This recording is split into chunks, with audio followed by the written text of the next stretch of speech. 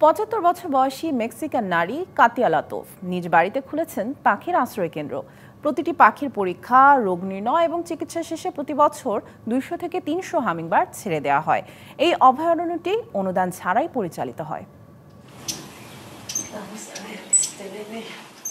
২০০৯ সালে স্বামীর মৃত্যু এবং নিজের ক্যান্সার নির্ণয়ের পর জীবনের মোড় ঘুরে যায় পশ্চিম মেক্সিকোর কাতিয়া লাতোফের। সে সময় একটি পরিত্যক্ত বাচ্চা হামিংবার্ডের যত্ন নেওয়ার অনুরোধ আসে এক বন্ধুর কাছ থেকে। আমার স্বামী চলে যাওয়ার পর আমি ভয় এবং একাকিত্ব অনুভব করি এবং আমি নিজেও ক্যান্সার রোগে ভুগেছি। তবে যেদিন থেকে এই পাখিগুলো লালন পালনের দায়িত্ব পাই, সেদিন থেকে আমার জীবনের সবকিছুই বদলে গেছে। আজ সকালে একজন মহিলা এসে আমার দরজায় একটি বাচ্চা হামিংবার্ড রেখে গেছেন। নগদ পেমেন্টে ৫০০ টাকা পর্যন্ত ক্যাশব্যাক আর লেনদেনে প্রতিদিন ডিপ ফ্রিজ এবং ঘন্টায় ঘন্টায় এসি, টিভি সহ দারুণ সব গিফট। সেই ছোট পাখি হয় লাতোফের নতুন সঙ্গী, যার নাম তিনি রেখেছিলেন গুচি।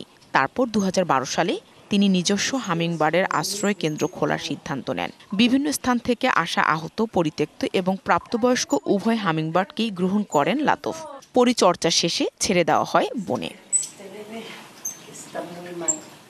লেবাননে জন্মগ্রহণকারী লাতোফ ১৯৮০ সালে মেক্সিকোতে চলে আসেন। আশ্রয় কেন্দ্রটি পরিচালনার পাশাপাশি তিনি একজন স্বাস্থ্য প্রশিক্ষক। ক্যান্সার রোগীদের চিকিৎসার মাধ্যমে তাদের সহায়তা করেন।